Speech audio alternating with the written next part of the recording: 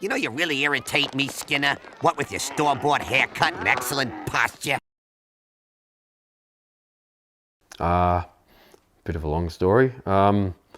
We used to go to Knox Bowl all the time with our BMXs, and after a long day riding BMXs at Knox Bowl, you get pretty exhausted, and you don't really want to ride all the way back to Boronia train station to get the train home.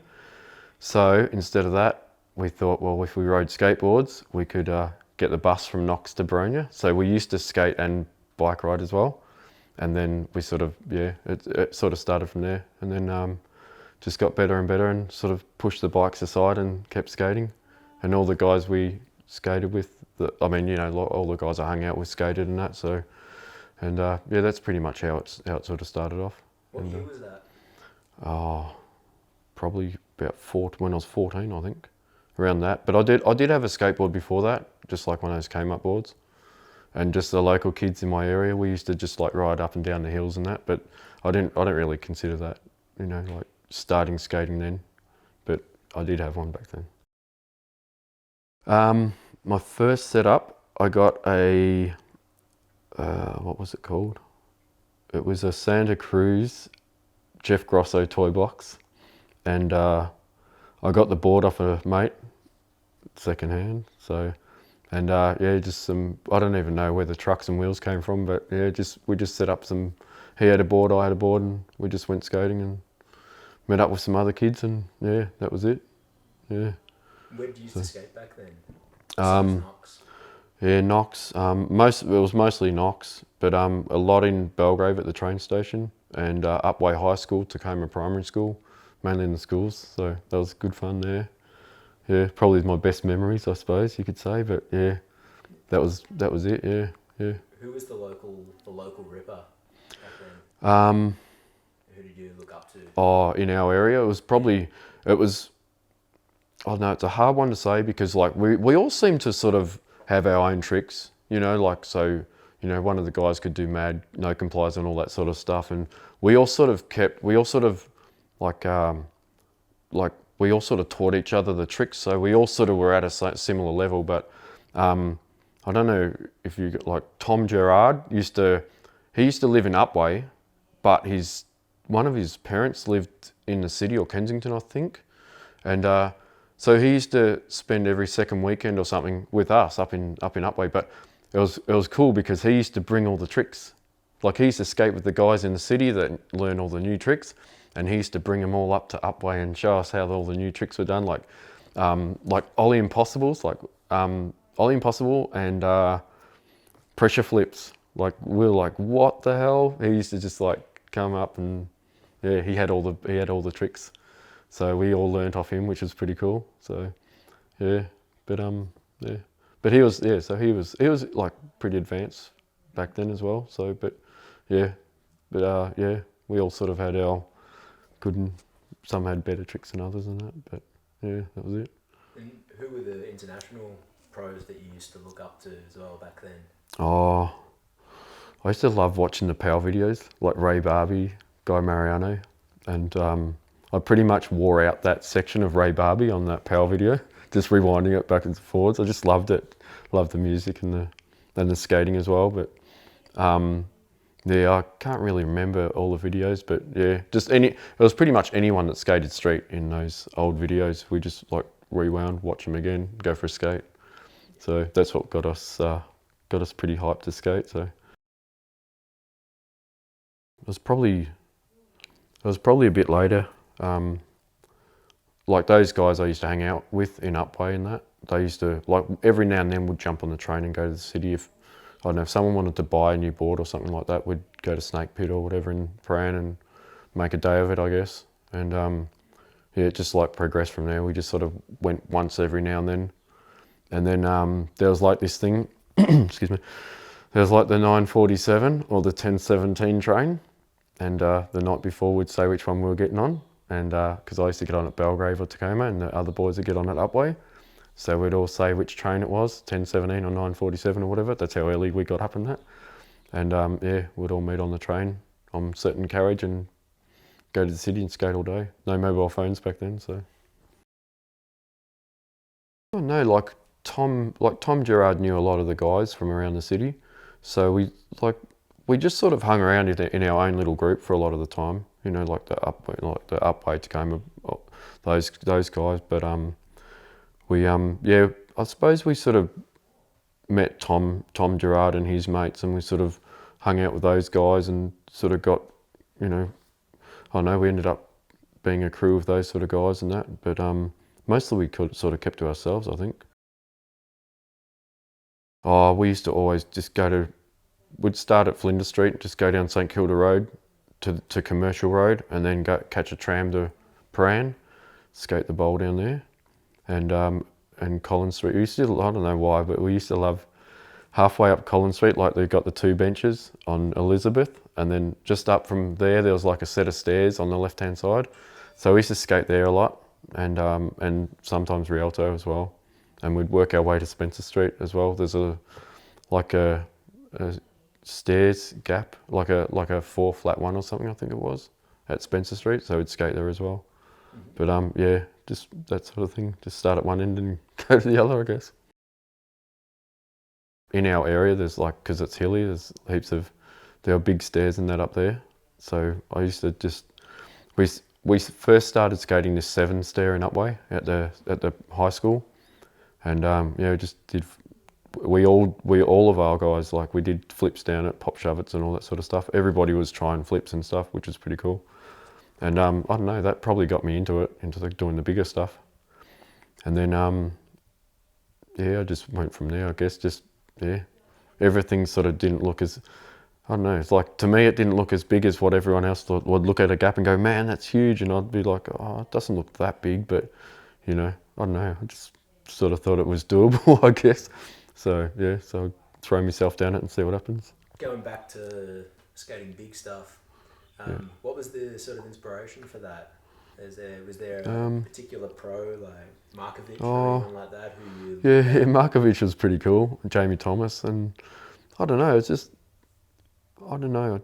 It's not like I really focused on big stuff, but it was just like a bit of a challenge, you know. I just sort of looked at that sort of stuff and thought, you know, it's kind of cool to do. I like the thrill, I guess, the adrenaline rush you get from it as well. So, but yeah, I don't know. I didn't really say, hey, I'm going to be a big gap ollie skater or anything like that. But it just sort of, yeah. I suppose that every time I looked at something that was big, I sort of thought, well, I'm going to give that a shot, and yeah, other people weren't sort of doing it, so I thought I'll give it a go, and yeah. Anyway. Yeah, the Daimaroo double back then, that was a pretty big set. Yeah. And a lot of people looked at it and wouldn't go near it. I don't think the picture you had in Australian skateboarding really showed how difficult that was, because you had to actually thread the needle. Yeah, through that gap. Yeah. Gaps. Yeah. How many tries did it take to land that? I think the first time I went there, I tried it 3 times, and I think I gave up after 3, and just because I think I hurt myself too bad, so I thought I'll leave it at that. And then someone, Jesse Featherstone, I don't know if I landed it before he took that photo that he took, but I think I landed it and fell off like in that video, but I'm not sure if he thought that I did land it or whether he knew I was trying it. But yeah, I went there with him and landed it 3rd shot as well, which was lucky. So yeah. Did you injure yourself badly at all trying that? Oh, probably. I don't know. I didn't do didn't sprain my ankles or anything like that. So it was just the old, when you fall down, you don't really want to get up and do it again too quickly. So yeah. But yeah. There's a lot of stuff that you had to factor in there. The traffic lights. Yeah. Tourists. Yeah. Tram tracks. Tram tracks, and you had to bomb the hill and then roll up the curb. Yeah. To get the speed. So yeah. That's pretty heavy. Yeah, it was pretty full on. Yeah. Yeah. I was just hoping there was no one in the way or something, or making sure the run up worked just as good as the gap ollie, I guess. Yeah. So, but yeah, I don't know. It seemed to work, didn't it? Eventually. I'm trying to work out remember how this happened, but I went to a competition in a skate comp in Kew, and I won it. I came first, and then the guy sponsored me and one of the other guys, Andrew Tomlinson. And yeah, so we were on this team. And I don't think he'd ever sponsored skaters before. And so we were on this team, and he it was like a rollerblade shop, but he wanted to sponsor some skateboarders. So we sort of, you know, it was like my first sponsor. So I thought, you know, I'll get on board, and yeah, everything sort of, it was all right at first, like, but he still wanted us to pay for our boards and stuff like that. So, which we got a pretty decent discount, but yeah, and then he gave one of the guys a free board. So, you know, we sort of wanted one as well, but he didn't want to give us one. So, and then Ballistics in Ringwood were opening up, and that's when I sort of, yeah, I quit that first one because I don't know, it just didn't seem like it was really going anywhere. So. Oh, it would have been through that, yeah, because like we used to go to the shed with the boys from Upway as well. So I don't think I was sponsored in the earlier days when I went to the shed. So, but yeah, that was another good part of skating, I guess. Good experience. I don't know, it's just a fun place. Good dudes skating there. Even all the local guys were really cool. I don't know, just really good vibe there. You didn't have to. It's like you didn't have to go anywhere, you just drive there or whatever and get dropped off there, and that was it. You stayed there for the whole time and you never got bored. We used to skate until they turned the lights off, which they did a couple of times on us. Yep, Plaza was good. Was it a bit of a trap? What do you mean? Get stuck there? Oh, yeah. We'd go to Plaza and skate there, and then would meet at Plaza, have a bit of a roll, and then head off somewhere else. And just ended up being a full day at Plaza. So yeah, but that was a good spot too. Who were you skating with around that time? Was it the same, the box guys? Oh, they came in a bit, but I don't know. I think, you know, like a couple of them didn't. I don't know. They sort of dropped out of the skating scene. Like not totally dropped out, but they were still in it. But they had other stuff they were doing. You know, hanging out with other mates and that sort of stuff, whatever they were doing. And yeah, it just ended up being me and a couple other guys. And then I think that's when we sort of met this guy Adrian as well. Adrian and James and all that they were from Mitcham and Nunawading, so they got on our train line as well. So we sort of hung out with those guys. We actually knew them a little bit earlier than that as well, but yeah, but Plaza was like when we sort of, I don't know, where everyone sort of in Melbourne sort of got together as a group, I suppose, you know, like everyone sort of became friends and just skated with whoever and that sort of stuff. So yeah. Yeah, that place was awesome. Yeah, I liked it, but I don't know. I suppose skateboarding progresses as well, and so do the parks and all that sort of stuff. So it would have been good to keep that there, because it was such a, you know, like it's, I don't know, like keeping an old building, I suppose, you know, it's like a bit of skateboarding history, I guess. Heaps of the pros came out there, and you know, for the older skateboarders, I think it would have been cool to have there to go down to every now and then and have a bit of. It was steep, wasn't it? Yeah, that was good. Yeah, would have been just good to go there and have a bit of a roll and think, you know, 20 years ago I was skating this with whatever pros were down there at the time and that, you know. But I guess everything has to have a, you know, move on, and there's a new step to everything, I suppose. Yeah. Yeah, those long 3 steps were fun. We sort of like skated in those spots. Oh, and Tiles was awesome. I like Tiles. That was probably the better spot out of St Kilda Road, yeah.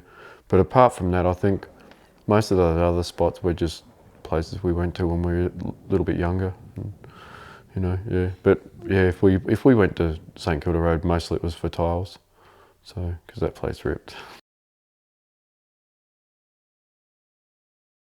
No, it's Craig's board. And I wasn't wearing skate shoes as well. What were you wearing? Adidas. So yeah, well, I wasn't skating that day, but I ended up skating. So yeah, it was a weird day, because we were walking around with one board and 2 skaters, I suppose. No, not. Oh, actually, I used to get some. I used to get flow from Pure Wheels as well. So yeah, so off Lush Productions. So he used to. I can't remember his name now.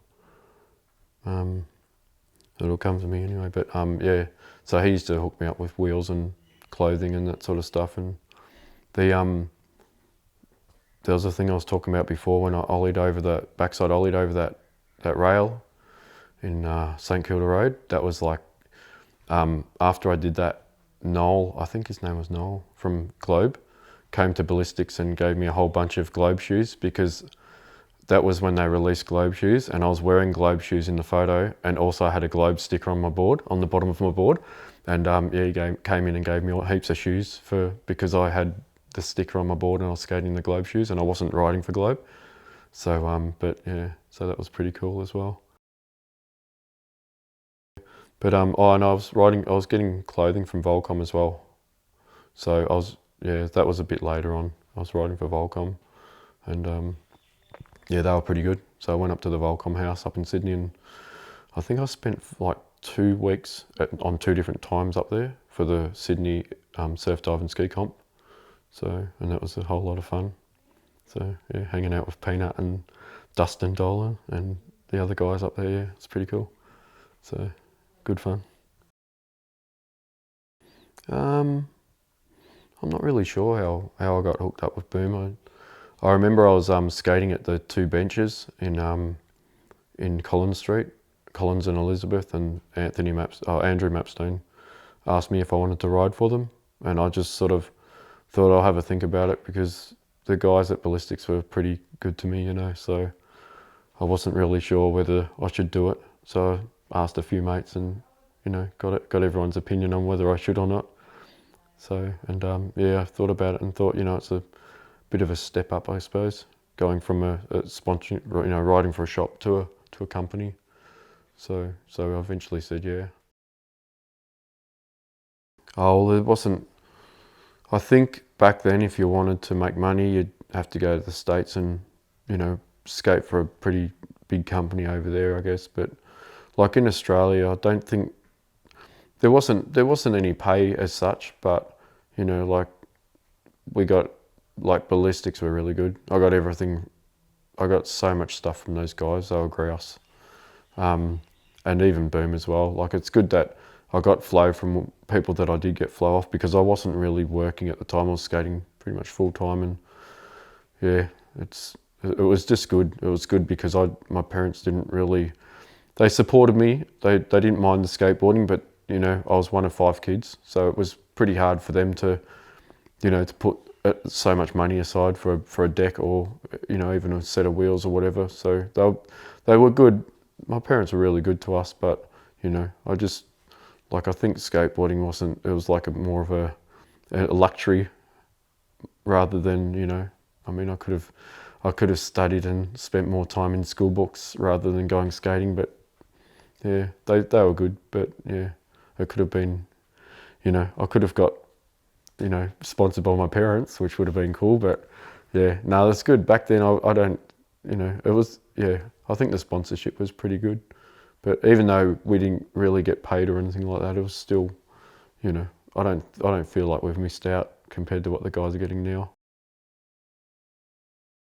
No, I don't. I actually don't have. I haven't got one, and I haven't seen that board since since I had it as a board, as I skated it. And I did have one to keep, but I ended up skating it. So I don't have one. Haven't seen it. And just recently, thank you, I saw it in a magazine photo, so which is pretty cool to see. But I'd love to get another one if I could. If anyone's got one, I'd love to get another one. Yeah, I was working, so I sort of slowed down with the skateboarding, and I was working night shifts, so it was a bit hard to skate. And I didn't skate during the week because of work, because I'd have to start work at 7. So I was sort of, my skating just went from skating literally like nearly every day down to 2 days, the weekend, and I was pretty tired as well. Got really tired doing night shift and that sort of thing. But yeah, so I sort of backed off, and I was buying my own shit from then on. And yeah, just, I don't know, it sort of dropped out from there, I suppose you could say. That's a pretty funny story. What happened was, my parents moved to WA a long time ago, in '85, I think. And oh, hang on, no, it wasn't 85. They went for a holiday in 85. They moved there in the 90s. And anyway, I was living in Belgrave with my brother, and then my parents wanted to sell the house, so I sort of didn't have anywhere to live here. So I broke up with my girlfriend and said I've got to go to Perth, because that's, you know, that's the only place I can sort of find a place to live. So I packed up, bought a ticket, broke up with her, went to Perth. And when I was in Perth, I went to, I knew a guy called Christian there, and he worked at Starskate, and he asked me to do the demo with with Josh Kalis and Fred Gall and all that. And I didn't even know they were in Australia, so that was a bit of a spin out. And anyway, so I did that, and then like I met Kalis and that, and Josh, like, because I hung out with like those guys, the Starskates guys, toured like around Perth and showed them all the spots. So I just went along with them as well. And then Josh Kalis said, "Oh, you're going to Melbourne? You know, come to Melbourne." And I like had a return ticket, but it was open, you know, like you know, because I didn't know if I was ever going to come back to Melbourne or whatever, even just for a holiday. I thought I'll come back for a holiday or whatever. But, and then Josh Kalis was going, "Oh, come back to Melbourne, do the, you know, come to Melbourne, skate Melbourne." And I was like 2 weeks in Perth, and I just thought, yeah, stuff it, I'm going back to Melbourne. So I went back, and yeah, I did like skated with those guys in Melbourne, and then I ended up staying with my grandmother for a little while. And yeah, and then I ended up, after that, living with Craig, with his family for a little while as well, before I got settled down. I wanted to go heaps, but I just couldn't afford it, you know. So, which is I don't know, it kind of sucked, because I sort of look back now and look how easy it would have been, because I have been since then, and you know, it's pretty easy, or you just save up some money and yeah, go over there and have fun, I guess, you know. So, and yeah, no, it would have been an awesome experience. I really regret not doing it, not saving up money and just going there and, you know, going for a skate and having a bit of fun over there. So yeah, lots of sprains. I broke my right ankle stuffing around on an old like 80s board. It was funny, like I set up an old 80s skateboard. It was a Skull Skates Dead Guy's Coffin, and like this was when boards were skinny, like 8 wide or whatever. And yeah, I thought I'd set that up for a bit of a laugh. And I was skating it all day, you know, doing tricks and stuff. And I did a like a decker slide in the city square. And the first one I did, I fell backwards. And I thought, all right, I've got to lean forwards when I'm sliding, because it was a little bit slippery. So then the second time I leant forwards and it gripped. So like, yeah, the board just stuck and I flew off. And I went to like step out and my ankle rolled. So I did my right ankle doing that. And I broke my hand on a handrail under the art centre. I don't know if you've seen any photos of that, but yeah, so anyway. So I felt like I knew I was going to bail, like I didn't make the rail, like make the height. So I went to put my hand down to catch myself on the rail, but I closed my hand up just before I reached the rail and just kind of like punched my hand onto the top of the rail and broke something in here.